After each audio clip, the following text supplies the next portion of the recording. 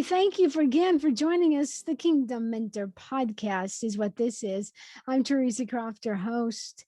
It's the Identity Series. Whether you're watching us live or listening in on our podcast, it's my heart's desire as we have coffee with these influencers that they may just, by the Holy Spirit, say something that you need to hear. It's just really cool when that happens. So my guest is really someone special. She's been with the Kingdom Mentor Academy and the Redeem Your Voice Camp for quite some time. And to get to see JoAnna rise in her identity through the challenges and through the thrills and everything else that's gone on in our life, it's really inspiring. So will you please help me welcome JoAnna Stabley. Hey, JoAnna. Hey, So good to see you. good to see you too. What's been going on? You are a mom.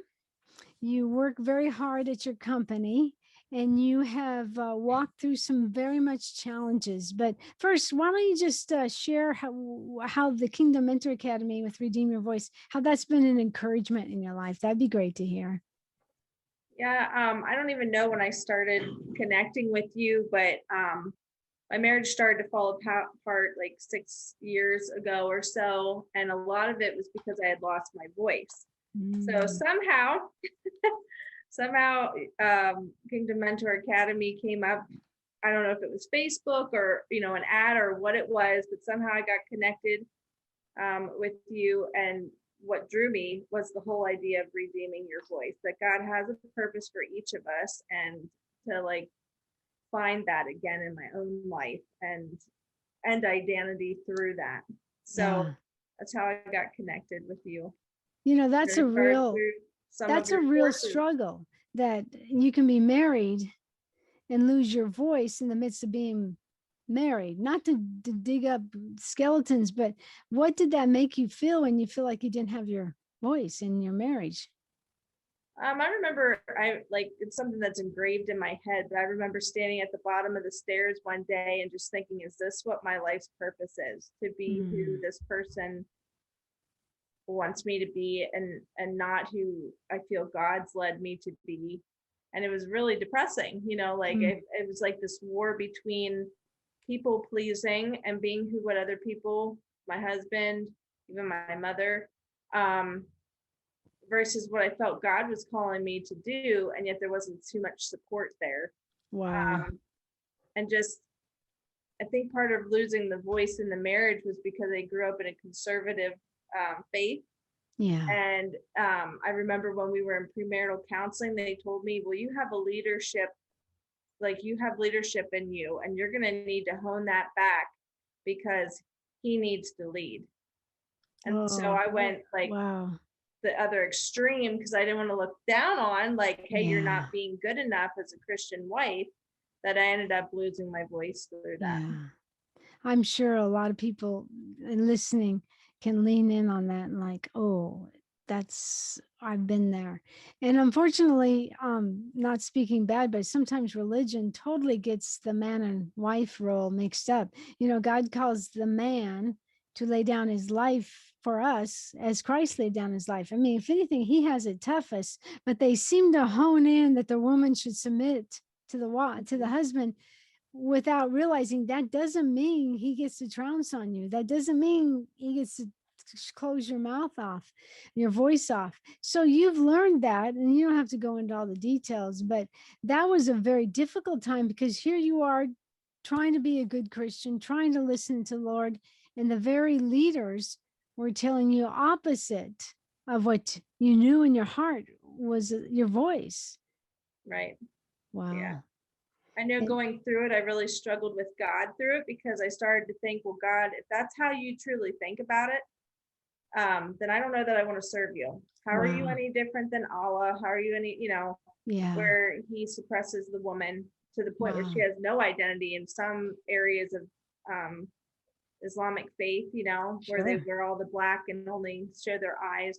And I started to get that feeling, and I, God takes what we have to give him. We can have good conversations with him and be honest, and he can take it.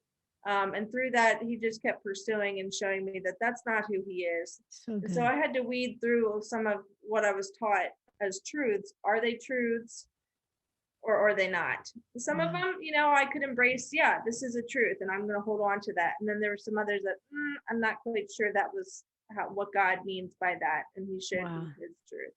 I appreciate So you sharing that. Yeah, it was good, but it was hard. sure.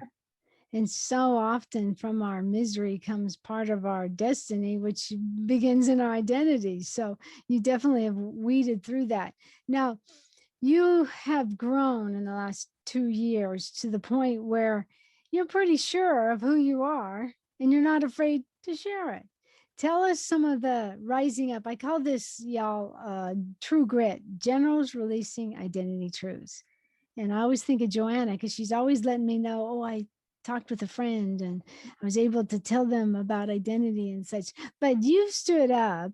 I always say, find your voice, share your voice, and market your voice. You've stood up to share your voice online, even. What has that been like? Because you've got a conviction. I know you're full of conviction. I also know you can talk. You're a leader. So what has that been like? I'm just curious. I think some key things that have stuck with me when I do that is one, just that I'm there for the audience of one. That's who I really need to be concerned about. There will So be good. people that will, support what I'm saying and agree with me and be glad that I stood up for it. There's going to be some people that don't. Yeah, And I can't please everybody, but you know, the one I need to answer to is God. I like that. Um, but I think too, sometimes I remember years ago, I went on a missions trip and the speaker that was teaching us, he said, listen, you might be talking to, like, I might be talking to you, T, but I might not convince you, but the ones that are listening to our conversation might be convinced. So I think Oh, sometimes, we think, our sights are too narrowed. We have no idea how God's going to work. We have no idea which ones he's going to start stirring in their hearts, but we're supposed to be speaking. wow. And I know part of my testimony, like years ago, when I really truly accepted the Lord as my Lord, not just my Savior, but my Lord, was Yeah, the verse about whoever acknowledges me before men, I will acknowledge before my Father. Whoever doesn't acknowledge me before men, I won't acknowledge before my Father. And I took that very seriously, and that's what gives me boldness, I think, because I don't want to let him down. yeah. So yeah, but I've had a lot of opportunities. God keeps bringing people into my life. It's interesting. He took the mess that I went through and he's Mm, made it a message, the test into a testimony.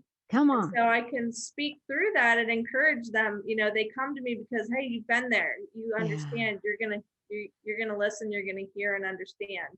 And then he tends to give me just what I need to say, which is awesome. yeah. Those That's are my really good. favorite moments. Yes, no doubt. And I don't think God wants us to dwell on our messes. And when we look to Him through them, they become, like I always say, sometimes your mental messes is really your message from which you get to speak. And whether it's mental, whether it's marriage, whether it's children, I mean, there's a lot of different angles of just really feeling it, hard. And I love how I know you have risen up so many times to really share and not I think when it's your family, that's a tough Mhm. situation when they don't get you, and but you stand on what God's told you. Why don't you speak into that for us? I think that is the hardest. You want families' approval. I mean, you Yeah, want them to understand who you are. And you want them to want that too. Um, but sometimes I remember even Jesus in his own hometown was rejected. oh, So, you know, he gets it so and he didn't good. stop. So, there's points to where I pray that one day they do understand, but Yeah, that's not my job to make them understand. I just got to keep being true to myself, keep letting that, it in there, here and there, and if they grasp it, they do. And if they don't, well, then that's their choice. So, that is such a big point you just said there. You're learning how to take responsibility for what's yours, but that's not your responsibility on how they handle it. Someone needs to hear that. You know what I always say, JoAnna, you've been around me enough to know that one of my favorite phrases is on a good day, I do well to manage me. You know, I mean, that's hard as a mom. I mean, I can remember trying to manage Dave, manage the kids, manage Dave. And you know what happens? We talk a lot about this in the Redeem Your Voice camp. What happens is our soul health gets out of the picture, and next thing you know, we're a ranting, raving, out of control mentally person. So wow. And so I see you really say, hey, wait a minute, that's not how they respond, not my responsibility. And you said something else, I'm going to be true to me. I think that's the ultimate of your voice, is being true to you. Because if you're true to you, what's lined in your very DNA is your voice, whether it's your physical voice or whether it's working at job, creating that video, that book, that's your voice. But when you realize what is lined in your DNA gets to come out, and someone tries to squash that, I think there's no more oppressive feeling than someone squashing you and you don't have a voice. So from being squashed to the journey of really owning and finding your voice, is there any encouragement you would give someone who's in, like, maybe in the midst of that and they're ready, JoAnna, to come out of that mess? Anything you could think of to share with them? Don't rush the timing, I think would be something I would say. That's been something I've had to learn through a lot of processes for different areas, not just my voice, but don't rush the timing. Don't wait if he's telling you to go, but be sure he's wanting that. I just feel like sometimes some of us who do have leadership skills, sometimes we talk too much and sometimes we should be quiet in that moment. But you know, even I had to think back just now, it came to me too, with your vineyard background there. That was an analogy that God had given me about making wine. Yeah. When I was like all those years ago when I was going through that. And then that was something that you talked about. That was another affirmation, I should be here. That's But so there's, cool. you know, part of that, I think one of the stages you talk about is sitting on the shelf. You know, there's times when you're sitting on the shelf and you so badly want to be, hey, pop me open and Yeah, let me I'm blow out. ready. Here I am. But maybe it's not time. You know, Yeah, he's got to be the one that picks the bottle up and pops and that pop it. deal. Let's go through that process. It's a vinter. It's not the exact process, but so you're you're just growing, right? And how many, and then the vine may, if it grows too much, you know, it gets in a mess, so it has to be pruned. Pruning is not punishment. Or maybe it fell off and got into the dirt and it rained and it got all muddy. Isn't our Father faithful to pick it up, wash us off? He's faithful to forgive us our sins and cleanse us from all unrighteousness. And then he puts it back on the trellis facing the sun, S-O-N. And then it's time. Okay, it's time to be picked. You know, the actual process of picking a grape, that's, you know, it's a nip. But if that isn't bad enough, what happens, JoAnna? We have to embrace the crush with joy. It's like, wait a minute, how can I embrace the crush with joy? What are you talking about? And you're like, no, it's part of the process. So that's where I think your messes become messages. You're in a really, I mean, you just got to face it. It's tough, whatever it is. So you embrace the crush. And then you go into the fermentation. If that wasn't bad enough, you go through the agitation of fermentation. And do you know what? You know what's really interesting, JoAnna? The vintner knows it's done fermenting when wine crystals arise. Think about that. You're in the heat. Someone may be in the heat right now, JoAnna, and they don't realize that wine crystals are starting to arise. But that's not it. Then it goes through the clarification. And what is the clarification? It's removing toxins from the wine. Often the very toxicity are you're letting someone speak negative over you, or you letting someone control you, or it's a toxicity of your own mental mess. But it going through, I always think of the clarification in the wine process, they're getting all the clumps out, you know, can't drink that. And then this is what JoAnna was talking. It's bottled or big barrel, and it sits in a dry and cool place. That's what you're talking about. I always thought about it. Man, Lord, when are you going to leave me on the back burner? I mean, I'm dried and cracked back there. You left the heat on. It sits in a dry and cool, dark place. But you know what, JoAnna? You know what God showed me just recently? Guess who gets to drink the first sip? Jesus. Think of Right. a long feast and it's time to sip. And he's like, it's my much loved daughter. She did so well. That's my much loved son. He tastes good because he stayed through the mess. And I think, JoAnna, God does that with you. JoAnna, she went through some stuff. She went through the agitation and fermentation. She got rid of the clarification. She got rid of those toxins. She may feel like she's sitting in a cool, dry, dark place, but she is the much needed salt to a world that's lost its appetite for a loving meal at the Father's table. She is light when the world says darkness is normal and struggles with enmity and conflict. JoAnna, he is so pleased with you as his much loved daughter. So I want to salute you because I know the background of your mess, but what a great wine. And you know what? Can I say something to you? Someone needs to hear this. Our lives are not meant for grape juice. Grape juice stains. No, your life is meant to be that fine wine. So can you relate to this? Is that what you like? Is that the analogy that you so relate to? Yeah, and I think just to even add to that, Yeah. when God was sharing that with me, I felt like he had taken me from a good place. Like I'm a good grape, Okay. I'm doing good on the vine and life was going well. And then he cut me and put me in the crusher, Mm, and I just felt like, why? Of mm. course we asked that question, why? And I felt like he said, yeah, you are a good grape, but you're meant for more. Oh, come So it wasn't on. that it was something that I did wrong, like, hey, you didn't know enough or what, like there was a reason for the process because that's who I needed to be, where I needed to go. And without all that process, I would have never got there. I would have So still been on good. the vine being a good Yeah. grape. Yeah. We're So not, that's so good. hindsight, Yeah. hindsight, it's like, okay, this was a good thing. And there were good things out of it, even though it was Yeah. hurtful and hard, Sure. but it was for good. I He hope had a that purpose speaks and to a plan. someone. And you know what?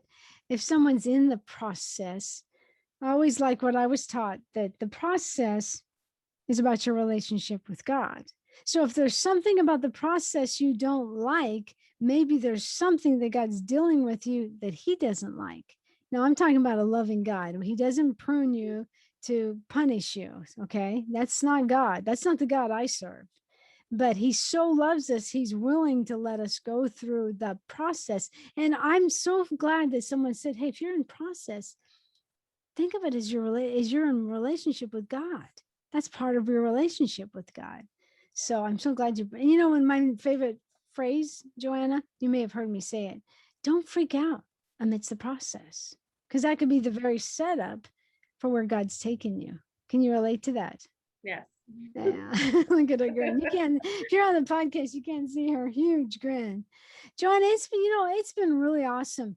You may not know the site, the Vantage site that I have as being a mentor, but I have to say that seeing you really go through some rough stuff, I was there with you, to see you really take some steps to the repair part, and then really seeing you rebuild.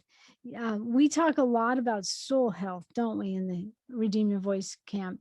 And do you remember the foundation of it, JoAnna, where we repair, restore, and rebuild? Mm-hmm. And you've done some repairing and you've done some restoring. You want to share? Maybe someone's in the process and they just need to be encouraged that the rebuilding time or the time where the bottle's cork is coming. Could you speak to them and just encourage them?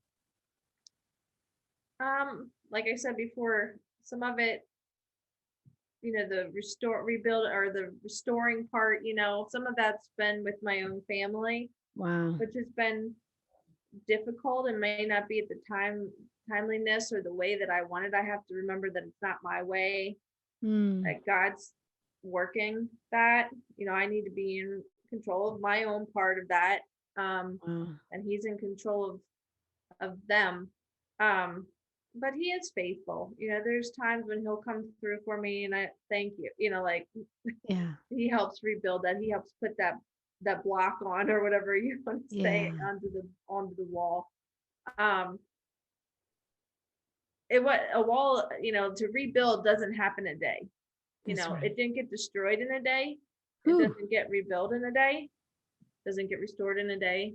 come on. It's just that continual effort and mindset that, you know, every choice makes a difference. Every That's choice so is like good. another brick or another block on the wall. So good. Um, and Mm, sometimes there's times to rest. Sometimes there's times to like let it sit. And then there's times to pick it back up again. Um, so I think that's something that I can hopefully share. Don't think that you yeah, have to take it all at once. that's good.